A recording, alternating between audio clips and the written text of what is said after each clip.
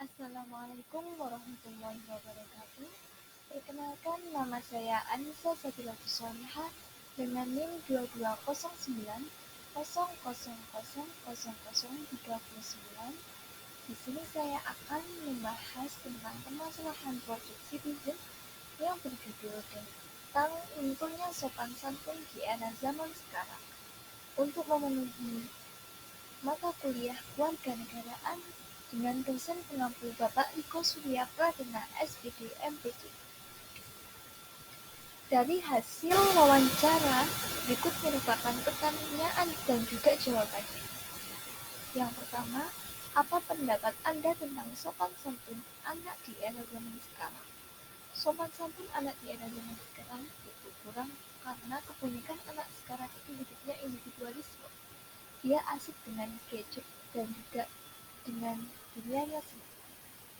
Yang kedua, menurut Anda, apa saja faktor yang mempengaruhi munculnya sopan santun di era zaman sekarang?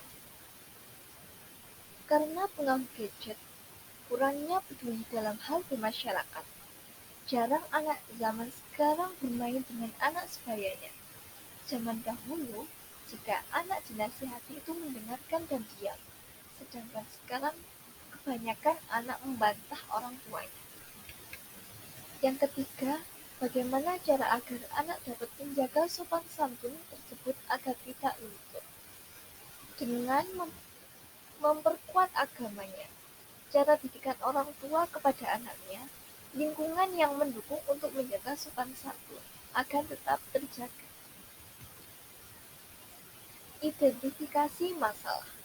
Sopan santun adalah suatu sikap, tingkah laku atau perbuatan yang dilakukan individu untuk menghormati dan menghargai orang lain di sekitarnya. Anak-anak di era zaman sekarang sudah banyak yang melupakan sopan santun kepada orang yang lebih tua ataupun orang tua. Meskipun sopan santun terlihat sepele, akan tetapi hal itu sangat penting dalam kehidupan kita sehari-hari. Contoh dari anak di era zaman sekarang melupakan sopan santun yaitu yang pertama.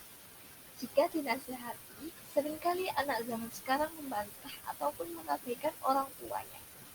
Yang kedua, jarang sekali anak zaman sekarang itu menundukkan atau membusungkan badannya pada orang tua ketika lewat.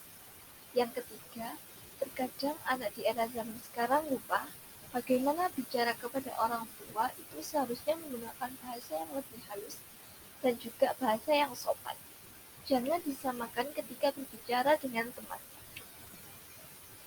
Alternatif kebijakan dalam masalah ini yaitu untuk menghindari salah pergaulan, kita harus pandai dalam memilih teman dekat, karena teman dekat sangat mempengaruhi etika, moral, dan juga akhlak.